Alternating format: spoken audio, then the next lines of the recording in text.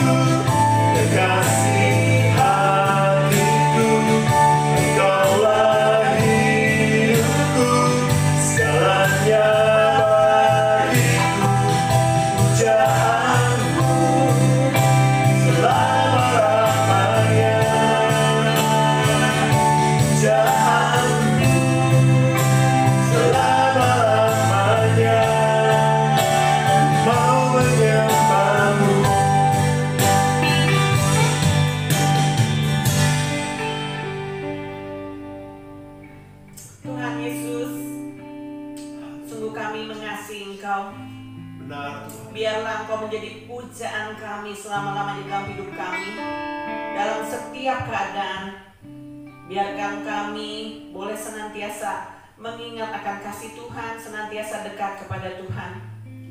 Bahkan di saat-saat tersuram dalam kehidupan kami, biarlah Tuhan Yesus kami boleh senantiasa dekat sama Tuhan. Semakin mengasihi Engkau, semakin mengandalkan Tuhan.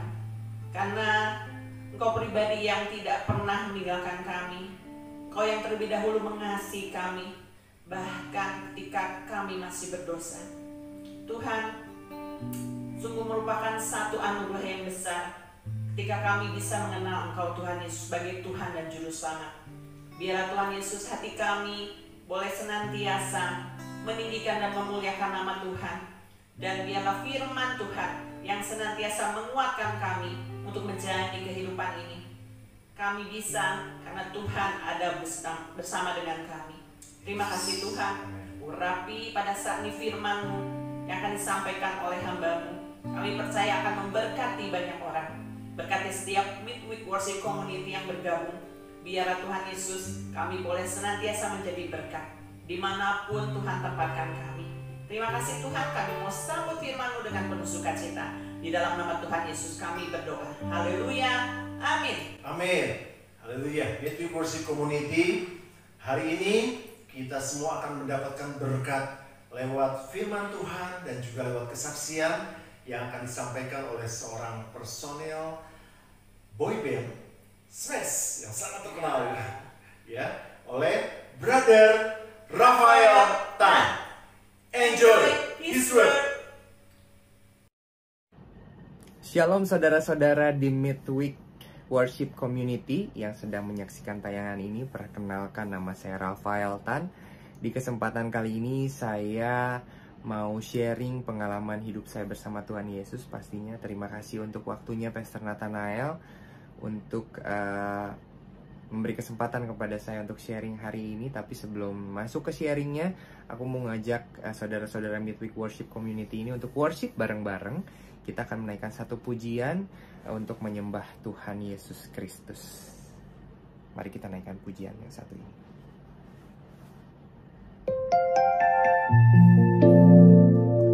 Tuhan, terima kasih ya Tuhan untuk waktu-Mu. Terima kasih untuk kesempatan yang telah Engkau berikan kepada kami pada hari ini. Bukan satu kebetulan kami berkumpul di sini. Kami mau mengarahkan hati kami untuk menyembah dan memuji ya Tuhan. Nama satu pujian yang indah ini kiranya Engkau terima persembahan kami ini ya Tuhan.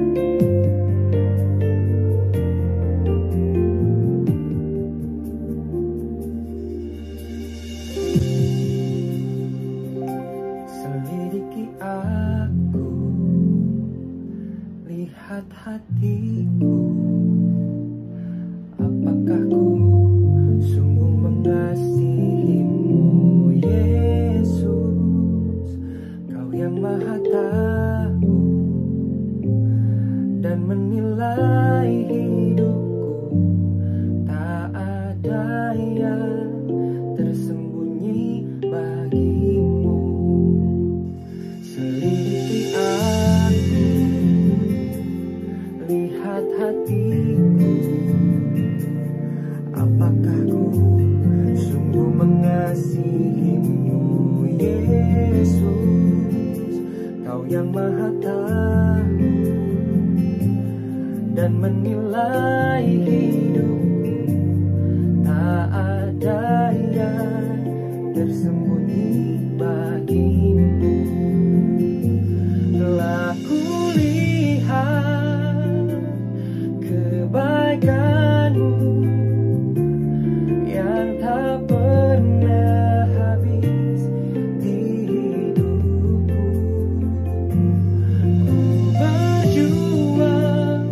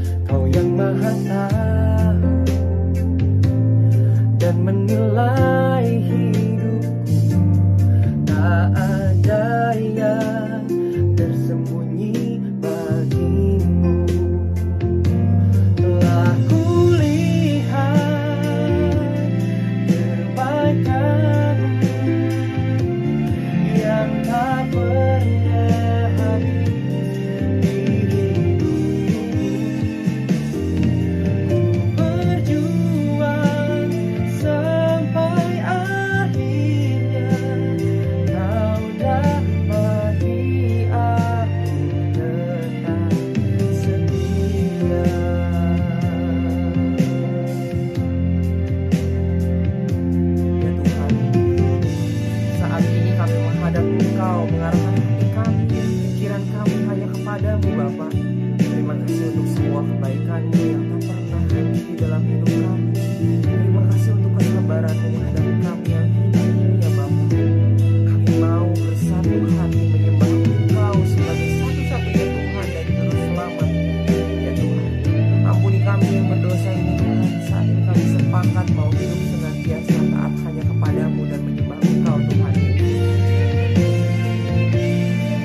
Aku lihat kebaikan-Mu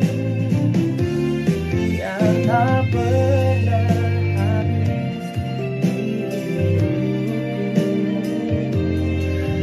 Berjuang sampai akhirnya Kau dapati aku tetap setia.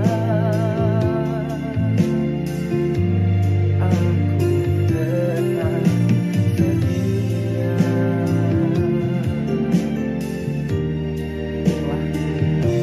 Telah kulihat kebaikan-Mu yang tak pernah habis di hidupku. Ku berjuang sampai akhirnya Kau dapati aku tetap setia.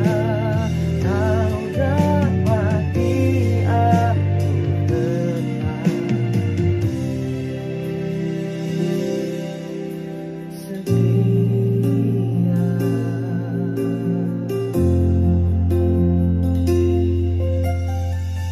Tuhan Yesus, terima kasih ya Tuhan untuk kesempatan hari ini.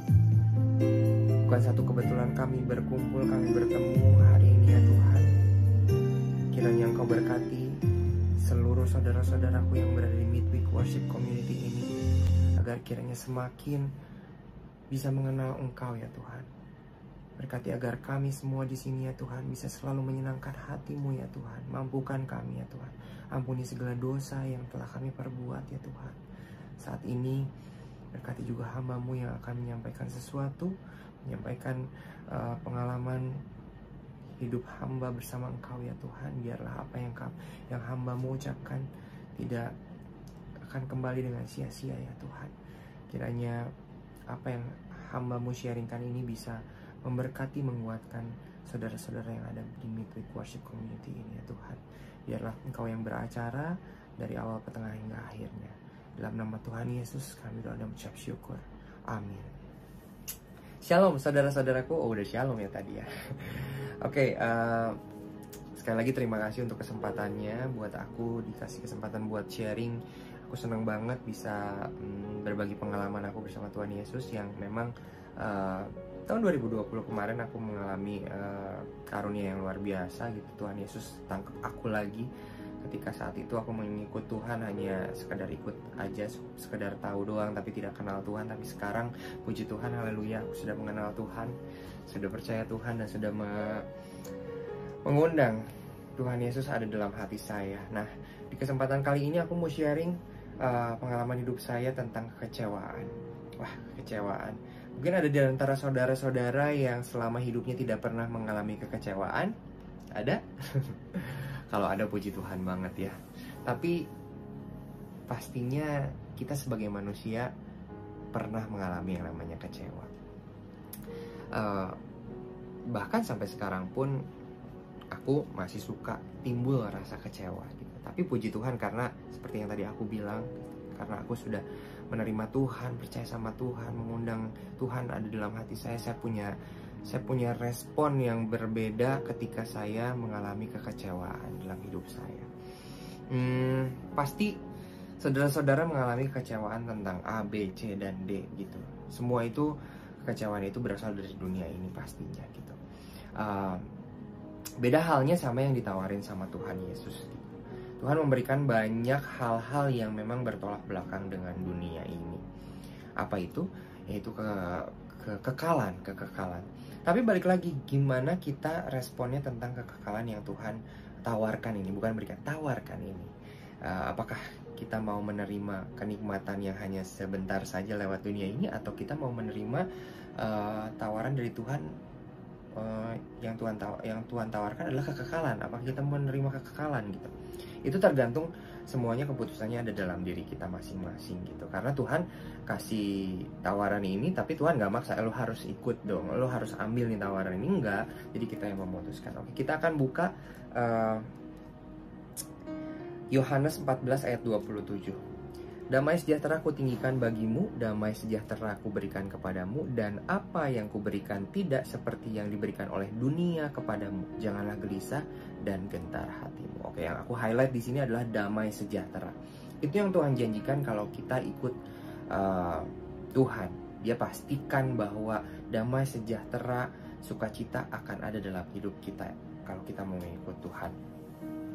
Jadi kita asik gitu. Kalau udah ikut Tuhan berarti kita nggak akan pernah kecewa lagi dong. Kita nggak akan pernah ngerasa sakit lagi. Kita nggak akan pernah ngerasa kesel lagi. Oh enggak, no. Bahkan Tuhan tuh kadang-kadang suka sengaja gitu membiarkan anak-anaknya diuji gitu.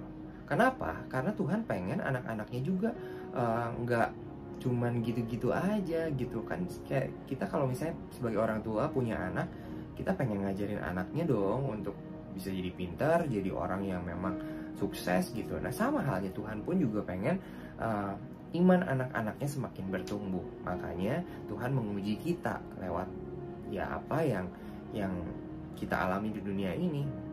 Mungkin kejadian-kejadian itu tidak mengenakan kita, tapi itulah yang Tuhan uji. Dan setelah kita bisa melewati itu, kita merasakan kehadiran Tuhan dan kita naik level pastinya. Iman kita bertumbuh, bahkan kita bisa berbuah dan berdampak buat sekitar kita. Nah, ketika Tuhan membiarkan ujian itu atau masalah itu terjadi dalam hidup kita, apakah Tuhan diam-diam aja? Enggak dong pastinya. Pasti Tuhan akan bekerja. Kita buka di Ulangan 31 ayat 8. Sebab Tuhan, Dia sendiri akan berjalan di depanmu. Dia sendiri akan menyertai engkau. Dia tidak akan membiarkan engkau dan tidak akan meninggalkan engkau. Janganlah takut dan janganlah patah hati. Nah, berjalan di depan. Bayangin kalau kita punya security, punya bodyguard gitu. Dia jalan di depan, kan kalau ada apa-apa dia duluan yang kena. Nah, sama halnya seperti Tuhan Yesus. Dia jalan di depan kita gitu. Jadi dia akan repot ngurusin kita, ngejagain kita gimana supaya kita aman gitu. Bayangin kalau misalnya kita jalan jauh gitu, kita pasti capek kan. Pasti ya jalan sedikit aja kadang-kadang kita mendingan naik beca atau nggak naik apa kendaraan umum gitu, atau nggak naik mobil gitu. Bahkan deket pun gue naik mobil gitu. Nah kalau sama Tuhan ini jalan jauh itu kita nggak akan pernah ngerasa capek. Bahkan kenapa nggak pernah ngerasa capek? Karena kalau kita capek, kita akan merasa capek. Tapi kalau kita capek, bilang aja sama Tuhan, Tuhan gendong aku dong. Tuhan nggak akan mungkin nggak mau gitu. Bahkan kalau misalnya dari awal perjalanan kita minta Tuhan gendong kita tuh, Tuhan pasti mau. Karena apa ya? Tuhan mau memperlakukan anaknya tuh spesial. Meskipun anak-anak Tuhan banyak, ada aku, saudara-saudara yang lagi nonton ini, teman-temannya saudara, keluarga saudara, semua anak-anaknya Tuhan gitu. Tapi Tuhan memperlakukan setiap anaknya itu seperti memperlakukan anak tunggal. Seperti Tuhan itu seolah-olah punya satu anaknya gitu. Jadi perlakuan Tuhan kepada aku, kepada kamu itu spesial, selalu spesial gitu. Oke, balik lagi ke kekecewaan ya. Aku mau sharing tentang kekecewaan aku terhadap orang tua aku, terhadap mama papa aku. Ya kenapa aku ngerasa kecewa? Karena aku merasa tidak dihargai sebagai seorang anak gitu. Ketika mereka memilih egonya masing-masing dan mereka tidak memikirkan perasaan anak-anaknya. Pada saat itu aku dan adik aku yang cewek gitu.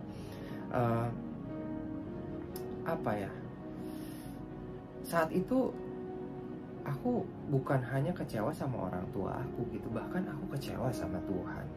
Tuhan kenapa ya? Aku udah doa minta sama Tuhan gitu, pengen mama papa aku tuh baik-baik aja. Meskipun aku tahu mama papa aku jarang ketemu di rumah gitu, tapi aku minta sama Tuhan, Tuhan aku pengen mama papa aku hubungannya baik-baik aja. Aku pengen punya keluarga yang harmonis gitu, seperti yang aku lihat kayak keluarga teman aku. Tapi pada saat itu yang aku alami, ternyata berbanding terbalik dengan apa yang aku doain. Ya otomatis aku tinggalin Tuhan lah. Aku gak pernah berdoa lagi, aku gak pernah ke gereja lagi. Merasa hidup aku tuh hancur, cita-cita yang udah aku impi-impikan dari kecil seketika buyar. Aku mikir aneh-aneh gitu, aduh mana mungkin ya aku bisa, pokoknya kacau lah pokoknya. Merasa hina banget gitu, aduh gimana ya nanti kalau ketemu teman-teman tahu mama papa aku cerai gitu. Udah pokoknya mikir aneh-aneh. Oke, kita buka Mazmur 51 ayat 19. Korban sembelihan kepada Allah ialah jiwa yang hancur, hati yang patah dan remuk tidak akan kau pandang hina ya Allah. Seperti lagu, betapa besar kasih pengampunanmu Tuhan, tak kau pandang hina hati yang hancur. Ku berterima kasih kepadamu ya Tuhan, pengampunan yang kau beri pulihkanku. Nah, ketika aku meninggalkan Tuhan, tapi Tuhan tetap menyertai aku loh. Aku merasakan penyertaan Tuhan ketika Tuhan kasih hikmat sama aku. Waktu itu mama aku nyuruh gini, kamu ikut mama kamu, papa aku nyuruh, kamu ikut papa gitu. Tapi Tuhan ketika itu kasih hikmat aku untuk ikut, gak ikut dua-duanya. Aku memilih untuk hidup sama nenek dan kakek aku dari mama. Nah, setelah aku pindah ke rumah nenek dan kakek aku saat itu, mami dan papi aku panggilnya. Nah, Tuhan bikin mami dan papi aku ini mengasihi aku selayaknya orang tua aku. Padahal aku nggak yang minta kayak, Mi tolong dong, kan mama dan papa aku lagi udah cerai, mami sama papi tolong gantiin aku nggak minta kayak gitu, boro-boro ya keingetan kayak gitu. Tapi Tuhan bikin hatinya mami, hatinya papi ini mengasihi aku layaknya sebagai seorang anak gitu. Kayak apa ya, aku mikir gini, gimana nggak baik coba Tuhan.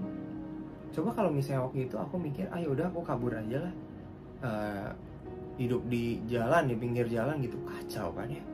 Tapi padahal aku lagi marah sama Tuhan, tapi Tuhan kasih, udah ikut sama nenek kakek gitu. Dan penyertaan Tuhan itu sungguh luar biasa pada saat itu. Aku balik lagi sama Tuhan gitu ketika aku menyadari bahwa wah, meskipun aku marah sama Tuhan, meskipun aku udah berontak sama Tuhan, kecewa gitu, kayak ninggalin Tuhan, gak pernah berdoa, gak pernah ke gereja lagi, aku datang sama Tuhan kayak, Tuhan ampuni aku. Oke, mungkin Tuhan bikin keluarga aku seperti ini, tapi Tuhan masih tetap tempatkan orang-orang yang mengasihi aku, yaitu mami dan papi. Diampuni ya diampuni pastinya sama Tuhan gitu. Bahkan Tuhan itu mengharapkan banget gitu ketika kita ninggalin itu. Aku mikir gini, ketika aku ninggalin Tuhan tuh kayaknya Tuhan tuh nungguin kita tuh yang kayak, aduh ayo dong gimana caranya ya, sambil nunggu tuh sambil mikirin apa ya yang dia butuhin nih, anak yang anak aku butuhin apa ya, aduh gimana ya nanti kalau misalnya dia balik lagi. Bahkan kalau nanti balik lagi tuh seperti perumpamaan anak yang hilang, bahwa si bungsu kan ninggalin rumahnya gitu, tapi ketika si bungsu itu balik lagi, disambutnya luar biasa ya sama papanya, sampai si sulungnya marah gitu.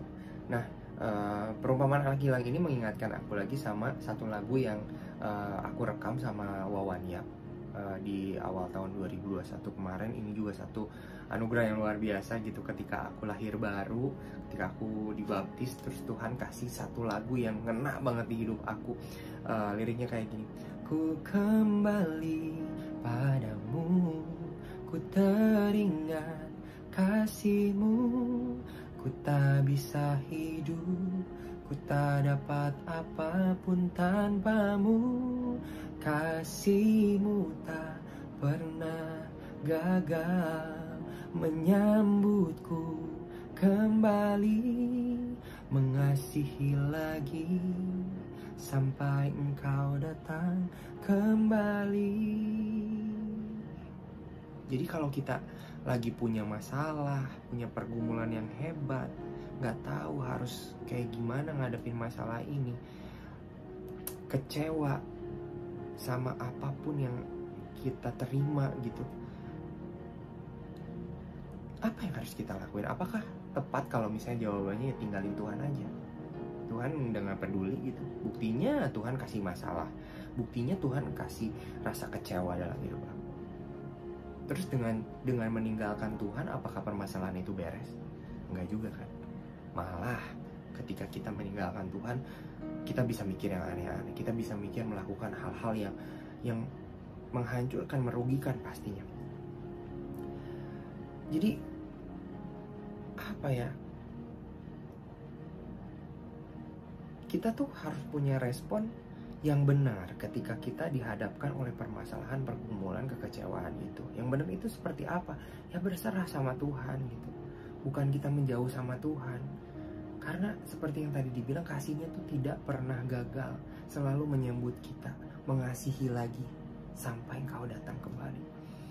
Bahkan sering kita menyakiti hati Tuhan, tapi Dia tetap sabar mengasihi kita sampai Dia datang kembali. Sampai nanti Tuhan Yesus datang kembali, ketika kita berbuat dosa lagi, Tuhan Yesus tetap gak apa-apa.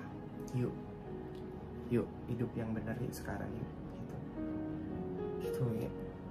Luar biasa gitu Tuhan Yesus tuh, kayak nggak pernah ngejudge kita gitu. Kalau misalnya kita ngerasa kayak setelah kita melakukan dosa, kayak aduh saya udah nggak layak lagi di hadapan Tuhan, enggak, minta ampun sama Tuhan gitu. Itu yang aku rasain gitu.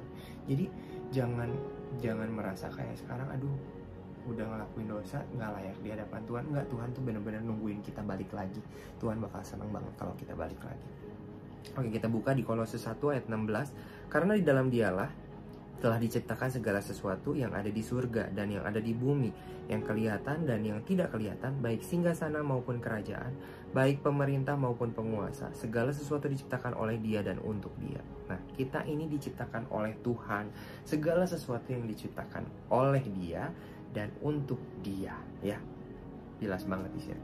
Jadi hidup kita ini untuk Dia juga. Jangan hidup kita ini dikasihin sama dunia ini, dunia yang memang memberikan kenikmatan yang cuma sementara. Coba kalau boleh dibandingin, aduh nggak bisa dibandingin sih. Tuhan tuh ngasih kekekalan, kalau dunia ngasih yang sementara, ya udah pasti jelas-jelas pilih yang kekal dong. Jadi kesimpulannya seperti ayat yang tadi di Kolose 1 ayat 16, kita diciptakan oleh Dia dan untuk Dia. Jadi aku mau mengajak saudara-saudara semua di sini untuk senantiasa mulai sekarang coba untuk mendedikasikan hidup kita buat Tuhan gitu, untuk menyembah Tuhan selalu gitu. Menyembah Tuhan tuh bukan dengan bernyanyi gitu. Kalau misalnya menyembah Tuhan tuh apapun yang sesuai dengan firman Tuhan itu namanya menyembah Tuhan gitu. Kita coba bisa tanamin di diri sendiri gitu. Dalam sisa hidupku, aku mau menyenangkan Tuhan. Karena Tuhan sudah menciptakan kita dan kita harus mempersembahkan hidup kita untuk Dia gitu. Untuk Tuhan. Biarlah lewat kehidupan kita orang-orang bisa melihat Tuhan Yesus ada dalam hidup kita gitu. Jadi kecewa pasti akan timbul dalam hidup kita gitu. Tapi bagaimana kita meresponi rasa kecewa itu bersama Tuhan Yesus pasti akan berbeda gitu. Kita akan merasakan kehadiran Tuhan Yesus ketika kita sudah melewati kekecewaan itu. Karena Tuhan Yesus tidak akan pernah tinggal diam ketika kita punya masalah, ketika kita punya pergumulan, ketika kita lagi sakit. Tuhan Yesus akan bekerja. Tuhan Yesus akan memperlakukan yang spesial untuk kita semuanya. Mudah-mudahan kesaksian yang aku bagikan hari ini bisa menguatkan saudara-saudara semuanya. Mungkin ada saudara-saudara yang nggak sengaja dengar hari ini dan sudah lama nggak pernah ngobrol sama Tuhan, nggak pernah menghampiri Tuhan. Tuhan lagi tungguin saudara gitu. Tuhan lagi sudah mempersiapkan penyambutan yang luar biasa untuk saudara. Jadi berdoa sama Tuhan, dekatkan lagi, kenali lagi, undang lagi untuk masuk dalam hati saudara. Terima kasih untuk waktunya. Sekali lagi kita akan tutup dengan doa.